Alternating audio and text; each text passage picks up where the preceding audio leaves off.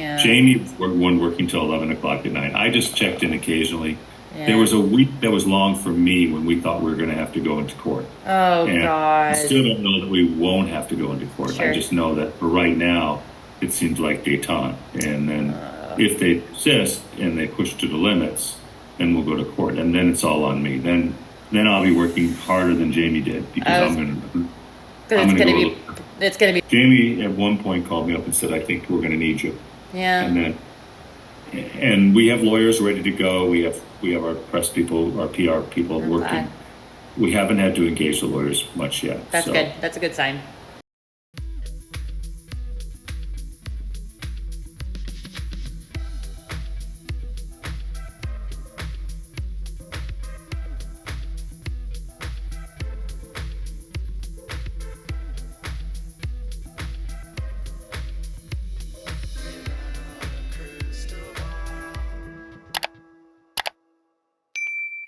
Hey besties, welcome back to my channel. You know, I just realized something. Blake Lively in this audio that came out yesterday because Clark, the amazing Clark Kent, I don't know who Clark is, but they're this amazing person on Reddit. They went to the recorder, they went to the clerk, they got a copy of this audio. And I realized that in the lawsuit, she mentions this audio. And in the 47.1 motion, she mentions this audio. She claims that this is proof that they were willing to go to great lengths to destroy Blake Lively and that all of these lawsuits were done in retaliation. And retaliation is a key component for her on in multiple places because on the one hand, she wants to prove that lawsuits are retaliation and an adverse workplace in form of discrimination, which that whole argument doesn't work.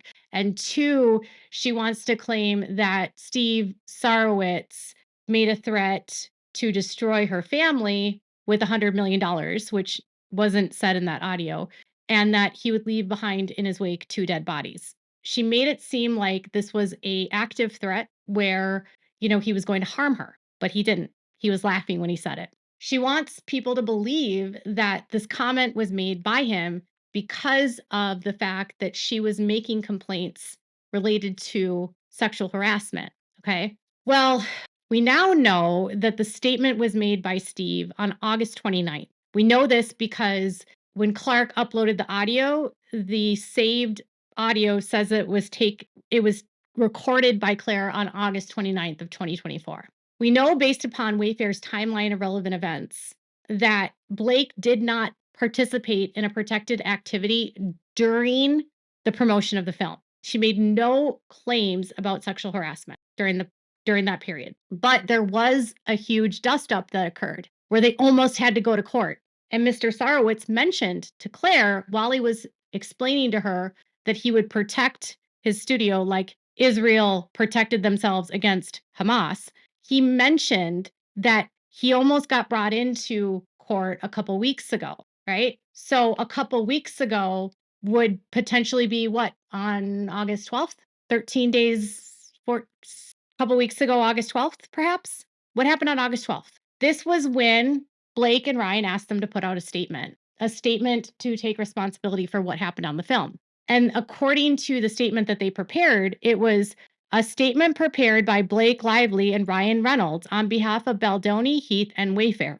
If this was an issue related to a protected activity, Mr. Reynolds is not covered by that. So why is Mr. Reynolds drafting a statement? The statement read, "It ends with us was a troubled production, which we take full accountability for. We are very sorry to everyone we caused upset to privately and publicly. Blake Lively, Colleen Hoover, and the entire cast and crew led with professionalism every step of the way, and any negativity aimed at them is ours to own." So the statement wanted them to claim that everyone hated them, including all of the crew, which we know isn't true, and that they were responsible for all the hostility that happened on the set. At the time this statement was made, this was when all the issues were happening because they were not promoting the film together, and this issue between Baldoni and Blake became public. We mutually agreed that the cast would be promoting the film separately and understood why. We've always said we were not perfect, and even if unintentionally make mistakes, we will always own them. We hold ourselves accountable. It's not anyone's job but ours, and that's part of being Man enough. We will practice what we preach. We were learning and growing from the experience, and we thank everyone for their patience as we find a better way to proceed. We are very proud of the film and the welcome arms that it's been received. Part of our work is to have uncomfortable conversations for public growth. The film is doing that on screen, and we are doing that off screen. Thank you to the cast and crew and the public for the opportunity to be imperfect and to be given the space to learn and grow with humanity and dedication. And that's when Jen Abel tells Melissa Nathan this is the statement they want them to put out. And Melissa says they need to get an attorney. Lawyer up now. They said if you put out this statement, if you don't put out this statement, the gloves will come off, right? That was what the conversation was. The interesting thing is that the statement is vague. It's taking responsibility for things that we have no idea what they're for. And it doesn't say anything about a protected activity. It doesn't even say there was any level of sexual harassment or sexual anything on the set. A troubled set does not simply mean sexual harassment. So this is not a protected activity. Blake and Ryan were asking them to absorb and take responsibility for what was happening with the backlash that was occurring in the media. The backlash as it related to what's with this film dispute, the backlash about Blake admitting that Ryan wrote for the film, even though there was a strike and he wasn't credited as a writer, the backlash about the way that Blake chose to promote the film, the backlash about how the marketing was done on the film and how everyone had been separated from Justin. They were trying to get Justin and Wayfair to take responsibility for the backlash, not take responsibility for what happened with and on the set. And what happened on the set, it says nothing. It takes no responsibility. It uses phrases like, we take full accountability. We are learning and growing. We hold ourselves accountable. We are proud of the film. We don't know, the public, if this would have been put out. We don't actually know what went wrong. We don't know what they're responsible for doing. We don't know what actions were being taken to fix. We don't know why there was a mutual agreement to market separately or to do promotions separately. They were asking Wayfair to put out damage control to stop the bleeding and the backlash because Blake didn't like and Ryan didn't like getting the negative press, which has, again, nothing to do with sexual harassment. The negativity that happened as a result of the marketing was the root cause for the backlash. Yes, there was conversations about why are Blake and Justin promoting separately, right? What's happening here? But a lot of the focus really shifted to why is Blake selling her beer or her Betty booze? Why is Blake talking about Deadpool and Wolverine constantly? Why is Blake continually saying this is not a film about domestic violence? Why is Blake downplaying domestic violence? Why is Blake making funny jokes and asking people to, making drinks with the name of her abuser? Why is Justin not at the premiere with her? It was very focused on Blake and what Blake was doing and analyzed around her behavior. Justin was just on his PR answering questions about the film, speaking kindly about Blake when answered. Blake, on the other hand, would avoid all conversation about Justin and basically just ignored who he was. The backlash was in response to what Blake and Ryan chose to do, which was to make it a Barbie film, a rom-com, and confuse audiences to make them want to go grab their florals and go to a movie with their friends. Ryan didn't want to take responsibility for the bad marketing. And that's what landed them with almost going to court, right? It's not about sexual harassment. It's about, well, we're going to protect ourselves from Blake and Ryan. I mean, if this was a protected activity, why is Ryan putting a statement out? If Ryan is simply a spouse, why is he asking them to put out a statement on his behalf? I've noticed that they intentionally, Wayfair, ignore this audio, and I think I know why. They ignore the audio because they know it's not relevant and they know what it was about. Now that we've heard it, we know that it's about the fight they were having about the marketing of the film and the public backlash that was happening in the media. What Blake and Ryan have done is they have twisted this statement. They have gaslit people into believing that this fight that they were having about the PR had to do with sexual harassment when it had nothing to do with sexual harassment. had to do with a fight about PR and marketing. PR and marketing. Wayfair shows a copy of the statement they want them to put out. We've seen text messages from Nathan that advises them to get counsel. We've seen the internal emails that went back and forth about debating about whether or not they're going to hire counsel and whether or not they're going to work on counsel and what they're going to do. They bring in Steve Sarowitz because he's the financing back of Wayfair. And so he has to make a decision about what they're going to do. Sarowitz is expressing to Claire his frustration about this escalating feud about the PR that's happening in the public about marketing control, not harassment. Blake and Ryan wanted to have the control of the marketing. They wanted to have control of the message. They wanted to control what was happening in the public as it related to the film. They didn't have that control because they didn't own the IP.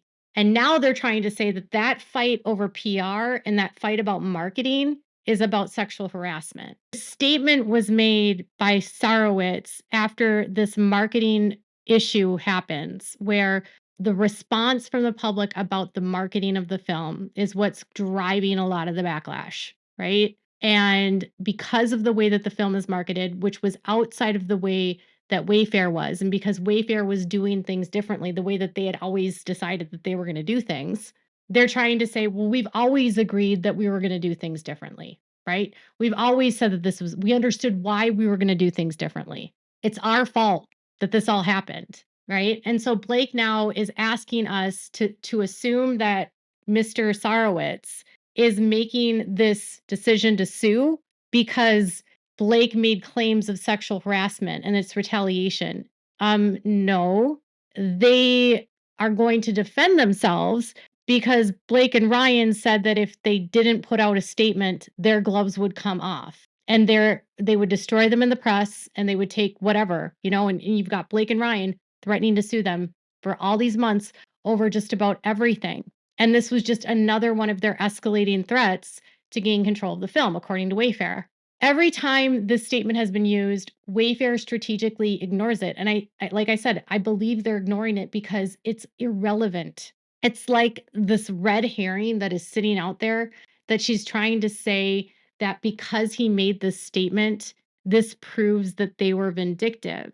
But if you had a couple who didn't own IP take over your control of your film, not have editing control, not pay a dime for anything, right? You've put out all the money for the film. You're the one that owns the footage. You're the one that owns the IP. Wayfair Studios does, right? And that couple now is pretending like they are the ones that bankrolled this film. They're the ones that had editing rights of this film. And they just want you to pretend like you didn't have any of those rights because it somehow ruins their image. And then this marketing of his that blows up in his face right before his huge business, the marketing company, is supposed to go public with the IPO. It's like, I don't know how they're going to get to a jury trial and get a jury to connect dots that don't connect. But they try to confuse people with these kinds of claims. The Wayfair never even addressed the audio in their response to the 47.1 sanctions request. The audio is never in their opposition. That they never mention the audio. It's not a factor because it's not connected. When they talked to the court about possibly unsealing this, Blake said that this was a sensitive and private conversation that contained details that were private and protected, which we've now heard are none. But Wayfair said in their response to unsealing it, they said, the materials concern an alleged recording made by the witness of a conversation with defendant Stephen Sarowitz without his consent. Plaintiff seeks to seal the audio recording in its entirety, although she's purported to selectively quote from it in a portion of her brief in the public unsealed version she filed with this court. Lively boldly claims she placed the substance of the relevant information from Exhibit 1 in the public record, flatly ignoring that the person recorded without his consent, Mr. Sarowitz, should be allowed to have the entire recording made public to ensure accuracy and provide context. Regarding the declaration, plaintiff seeks to seal information regarding the timing of the meeting and the context of the conversation recorded without Mr. Sarowitz's consent. Other than the witness's name and name of the project the declarant worked on, none of the information reveals identity. She improperly seeks to hide any context for the alleged verbal abuse and why the meeting with Ms. Sarowitz took place, when it took place, and what allegedly happened after the conversation.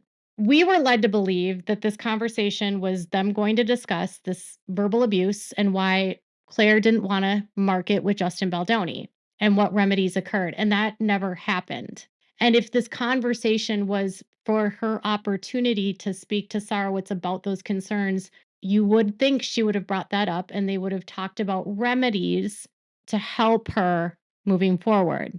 They said to the court, the plaintiff does not provide any explanation why the declaration must be sealed other than it would invite additional media coverage. However, it is well settled that generalized concerns of adverse publicity and reputational injury are insufficient to justify sealing records.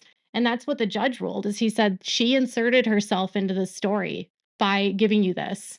It says, importantly, Lively herself is responsible for the substantial media coverage resulting from her decision to include alleged quotations from the exhibit audio recording. Certainly, any privacy interest belongs to Mr. Sarowitz, a person who was recorded without his consent. So she wanted to withhold the timing, right? She told the court that sensitive materials which reveal the identity of a person who had disclosed prior experiences of verbal abuse with defendant Justin Baldoni in this action to protect the well-being of sensitive and confidential information of a third party. Exhibit 1 was produced and designated confidential by Ms. Lively pursuant to the protective order. The redacted portions of the declaration disclose details regarding the declarant that, if disclosed, threaten to reveal the declarant's identity. There is no public interest in exposing the declarant to 6 months of online scrutiny and attacks leading up to the trial, regardless of whether the declarant ultimately serves as a trial witness. The relevant portions of the declaration and the substance of the relevant information from Exhibit 1 are in the record and such that any public interest in the evidence is already available to the public. So they wanted us to trust them that what they were giving to us was the truth, that, we wouldn't know any details, what the project was, when the recording occurred, why it occurred, what the outcome of that was. None of that. So they were attempting to conceal key details that would prove that this phone call occurred, not because of verbal abuse, not because of anything other than she had to talk to him about marketing her film, right? But not explaining that the call happened in the end of August. Because, concealing the end of August would line up to the marketing dispute, not to sexual harassment. I think it's just very hard for the public as a whole to think straight about this case, because if they just see a TMZ headline, it looks like Steve Sarowitz is saying everything is fabricated to bring him down. But yeah, he did say that. He did. But what are we talking about that was fabricated? Because at this point, nothing was public about the alleged sexual harassment. Nothing. What was in the public domain was about creative differences. And Claire was speaking about creative differences with him, not sexual harassment. And Steve never said what the allegations were. So at every step of the way, Blake and Ryan have worked to try to keep things sealed and exclude details that are not favorable to them in an effort to spin a narrative that is favorable to them and unfavorable to Wayfair. This is a lot like the text messages where they've taken things out of context and painted a situation that's entirely different than what occurred. They fought like tooth and nail to keep this sealed, to confuse us, so that in the public, it would be, oh, yeah, Steve's trying to take them down because of sexual harassment. Steve's trying to ruin us because of sexual harassment. That's why we need to hide Claire's identity, because her conversation in this audio is extremely sensitive. The declaration contained no sensitive information. The conversation that Claire had included no sensitive information. Claire didn't speak about any medical problems she had. Claire didn't speak about any abuse she experienced. Claire didn't speak about or file a complaint with HR. She didn't issue a complaint to him. In fact, she told Steve his whole team was great. The audio is included to elicit emotion, to inflame and incite emotion, in the public, but it's just a ruse. It's no different than them telling people to put out a statement that would again inflame the public with no understanding of why they're mad. It's all just PR. That's what this has taught me, is that every step of the way, they're using the court docket as a means to continue their smear campaign against Wayfair. Ryan Reynolds is driving this because that conversation has very little to do with Blake and a lot to do with Ryan as well, and the stress that Ryan caused. The stress that Ryan caused, not just Blake. Again, if this was about sexual harassment, Ryan would not be in the conversation. He's in the conversation because his company did the marketing. Their fight was always about marketing and creative control. And now Blake is trying to claim that that fight is sexual harassment, and it's not, and it's never been. And so all of us debating the case and the semantics and if the judge is going to grant this motion, he's not. I don't think he's going to. Or is she going to beat her case? Is she going to win? If this is her evidence, no. She was never going to win this case because it was never about winning. It was always about destroying Wayfair. And that's my opinion. It's a nothing burger. It's gaslighting. And it proves that this fight was always about marketing. It was never about sexual harassment. It was always about control. It was never about sexual harassment. And Blake just picks and chooses and takes tiny little pieces of information to make people still think it's about sexual harassment when it's not. That's what I learned. So tell me what your thoughts are in the comments below. Make sure to give this video a thumbs up. Make sure to subscribe to my channel if you haven't subscribed and click the bell so you never miss a video. Thanks so much for watching. Bye, besties.